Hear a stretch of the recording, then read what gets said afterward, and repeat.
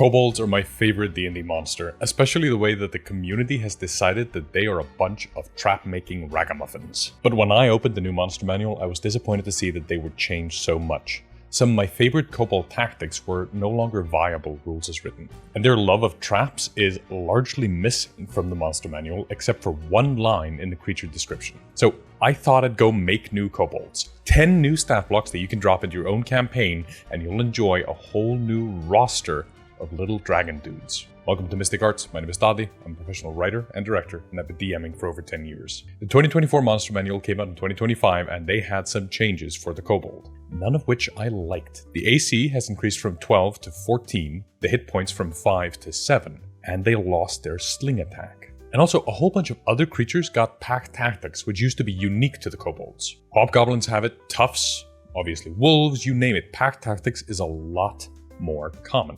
And for me, this is a little disappointing because I love the Kobold. I love the idea of a squishy little dragon dude that you can throw at your low-level players, so I made a Kobold Mook be a really squishy little guy. This is my new Kobold Mook. It's basically the same as the old Kobold Mook, but with the updated text for sunlight sensitivity and pack tactics, and I gave it the sling attack back. So now you can still use the classic Kobold tactic of sending one of them into melee and having everybody in the back rank sling attacks onto the target that's in melee with the one Kobold. Obviously, not a big change, but there are 9 more of these stat blocks and we'll get to them in a minute. But first, let's talk about why Kobolds are so associated with traps. There's this iconic story out of Dragon Magazine 127 about Tucker's Kobolds, where a player recounts a story about his DM, Tucker, and how he ran kobolds. Judd from Short Rest Studios did a video about this and why it's so effective, but let me read you a quote from the article. When I joined this gaming group, some of the PCs had already met Tucker's kobolds. They were not eager to repeat the experience.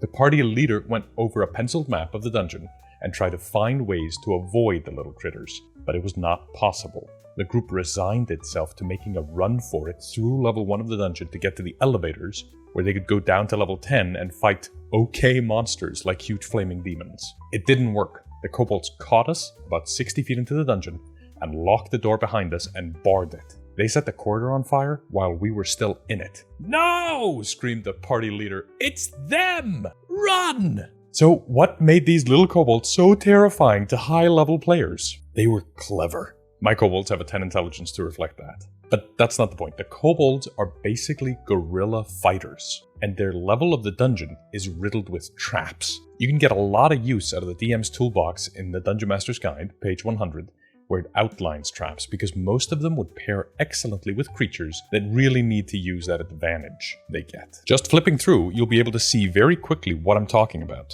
Falling net. A net falls on the players, they have to make a save, or they become restrained. While you're restrained, attacks against you have advantage, and attacks you make against other creatures have disadvantage. Kobolds have a low 2-hit modifier, and they need that advantage from pack tactics. But sending a kobold into melee can be very dangerous. So what you can do is you can have a net fall on one of the players, have them make a save, and now the player's restrained, and the kobolds can all attack. Another one, hidden pit. If you step on this square, you fall into the pit. You can try and spot the pit beforehand, but there is no avoiding falling in the pit. You take, a little bit, 1d6 bludgeoning damage from falling into the pit, but while in the pit, you're prone, which means the kobolds have advantage and they can come attack you. And then they all just pelt you with advantage and they don't need pack tactics. There's another one called Spiked Pit, which does more damage. And remember, whenever you take damage from falling, you are prone. So they can use that to also pelt you. A personal favorite you can combine into this is the Poison Needle Trap on page 102. When a creature opens the lock with any object other than a proper key, the needle springs out and stabs the creature. The creature makes a DC 11 Constitution saving throw, and on a failed save, they take some poison damage and have the poison condition, meaning the creature that is poisoned, according to the condition, has disadvantage on attack rolls. So a kobold can then get into melee, knowing the target has disadvantage on attack rolls, provide the pack tactic support, and then the back rank of kobolds can sling their weapons. This way, you immediately make the kobolds feel clever. You make them feel devious and smart. And that's just by using the default traps in the DMG. But you can also make your own traps, just like these. The kobolds, by the way, they benefit from knowing where the traps are. It's their dungeon, and they can use it to their advantage. They'll come out of hiding when players fail their saves, and the trap activates, because when you're in the kobolds part of the dungeon, it's kind of more like a warren. It's full of tiny little holes, a network of tiny tunnels that the kobolds use to sneak around. They can be high up, or in the ceiling out of normal reach, and when characters fall prey to the traps, the kobolds come out of their holes and pelt you with ranged attacks. You're in their kill box. So I thought, what if I made a kobold that made up traps on the spot? It's just a regular kobold. It's got 14 hit points instead of the 5, and it's got that 14 AC from the new ones in the monster manual. But instead of the regular attacks, he's got a new roster. A scorpion on a stick that deals poison damage, and then he's got 3 once-per-day traps. A bag full of bugs he can use to summon a swarm of insects, but they're probably going to scatter after a couple of turns. Ball bearings that can make it so that you're likely to fall prone, right? And that way, all the other kobolds have advantage. Or caltrops that, stick into your feet and hurt you, and then you're stuck where you are because your speed is reduced to 0. I also gave him an emergency skunk that he could pull out, and a hostile creature might become incapacitated until the start of their next turn because they're dealing with the skunk's, sticky spray. And that's it. Now that you've introduced this Trapper kobold, you immediately have an excuse to play with the traps, to have traps show up in the middle of fights. Seems like a brilliant way to do it, and if you're running D&D for high-level characters, you could have there be a bunch of Trapper kobolds, but if it's for lower-level characters, one is probably more than enough. In the article, the player who played in Tucker's dungeon talked about how his kobolds were especially deadly. He'd given them new equipment. The stats remained the same, but instead of slings, they threw Molotov cocktails, and they were wearing armor, so their AC was higher. You can play around with this. When I last ran kobolds, I set a load of things on fire deliberately in the dungeon because the kobolds wanted to smoke the players out. I told the players they had 1 minute before they had to start making saves against suffocation. Suffocation, if you don't know, is basically just a way to get exhaustion quickly. It'll kill you in a few turns. Turns out suffocation is the great equalizer. But that kind of stuff isn't on the stat blocks, it's just something you bake into your adventure or into your dungeon. Like I mentioned at the start, some of my favorite kobold tactics were gone, with the sling attack being cut from the default kobold. But I just added it back in, and of course, if you got level 10 PCs and you want to scare them, you can make these guys even tougher. Give them the Molotov cocktail. Let's have a look at some of these other kobolds. The Kobold Harrier has wings and can fly. His attack is a poison dagger, does a bit of poison damage, and the Harrier can curse you. When he hits you with an attack, he can use a reaction to make you make a save, and if you fail it, you subtract 1d4 from attack rolls and saving throws for 1 minute or until the Harrier dies, because he's just annoying the crap out of you.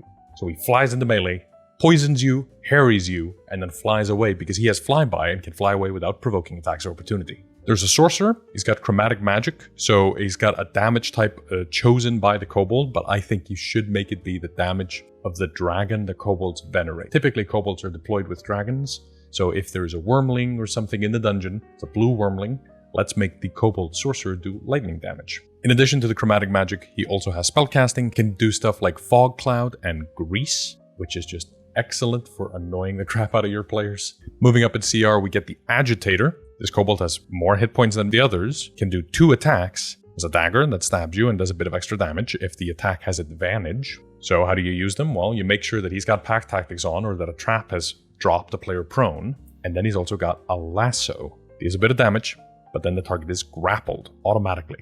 And this rope connects the grappled creature to the kobold. Destroying the rope frees the creature, and there's some stats on the rope. But you can also decide to grab the rope and pull the kobold next to you, so he's suddenly in melee with you. What's the lasso good for? Well, it grapples you, so it reduces your speed to 0. But also, he's got a reaction called Yank, which if you successfully escape the lasso, he does 1 last-minute pull and drops you prone and reduces your speed to 0. Which means everyone has advantage on you, and the kobolds can now all run up to you and pelt you with attacks. Wyvernrider has the same base statistics as the Kobold Agitator, but you put him on a wyvern. This kobold has a reaction to make sure that when you attack it, he pulls the wyvern in front, and you attack the wyvern instead because the wyvern's got more hit points. And he's also got a drop rock ability that does more damage the higher up the kobold is flying. This way you as the DM can kind of control the difficulty of how tough this kobold is by deciding how high it's flying. And obviously, if some player kills the wyvern, the kobold's going to drop all that distance and take a bunch of damage. Now here it says 1d6 bludgeoning damage per 5 feet fallen. That's because I use falling rules that damage you 1d6 per 5 feet.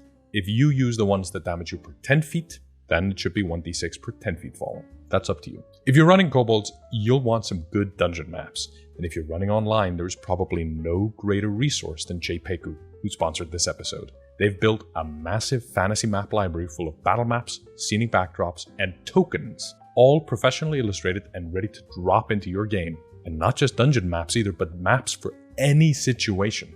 Seriously, the backlog they have is massive. Czepeku offers 3 separate subscriptions, maps, scenes, and tokens. But if you want the best value, check out their Fantasy Maps bundle. It gets you all 3 for the price of 2. It's a huge time saver for GMs. Also, these are probably the best looking maps in the hobby. There's a link in the description so they know who sent you.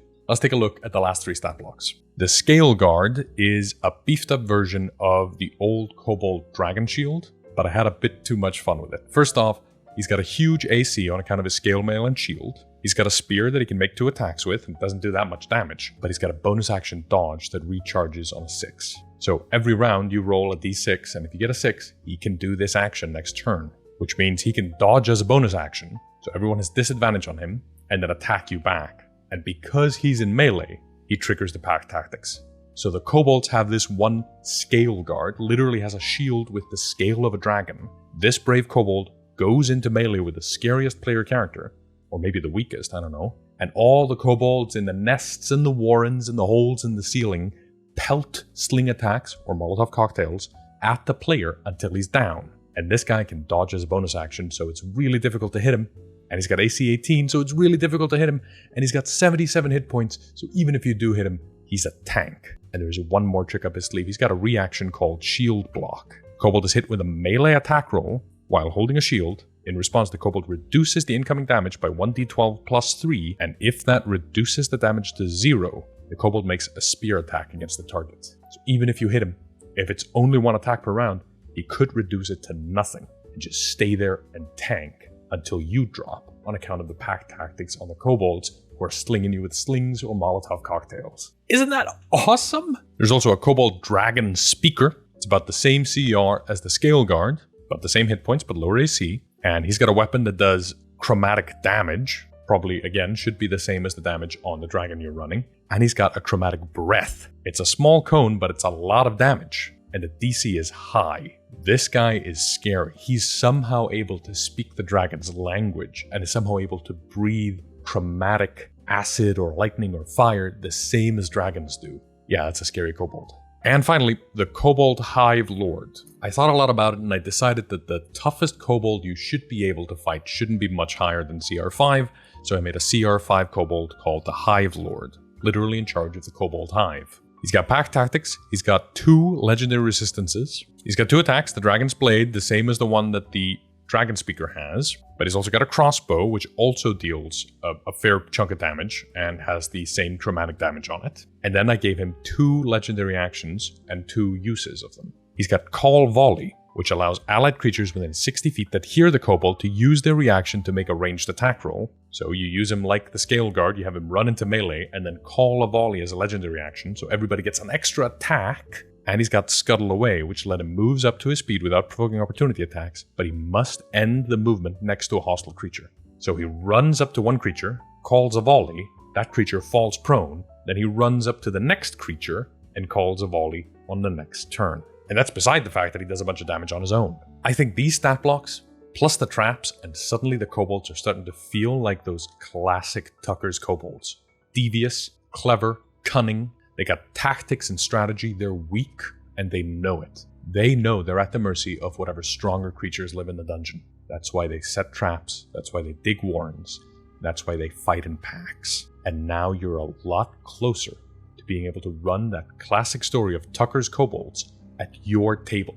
And I think you could fight these across a wide spectrum of levels. Obviously, if you're level 1, you stick to a few mooks and maybe 1 special kobold, maybe 2. But if you're higher level, you fill warrens of these guys. You have him use traps, you have him use fire, you have him smoke the players out, you have him deploy traps in the middle of a field, you have them ride wyverns or have dragon allies. And now these little dragon dudes are going to put the fear of God into your higher level players, and you'll get your players screaming, "Oh no, it's them!" And that's where we'll pick it up next time. Thanks so much for watching this video. This channel is run by me and my girlfriend, and if you want to support us directly, consider joining our Patreon, where throughout all of September until September 28th, we're running a 30% discount on our annual subscription by using the coupon code ZINE, where we prepare to launch our very own zine compatible with 5th edition, set in my world using my rules like these kobolds, with magic items and all that kind of stuff. If you're feeling especially generous, you might like the video, comment, share, subscribe, and hit the bell to be notified when we release new videos.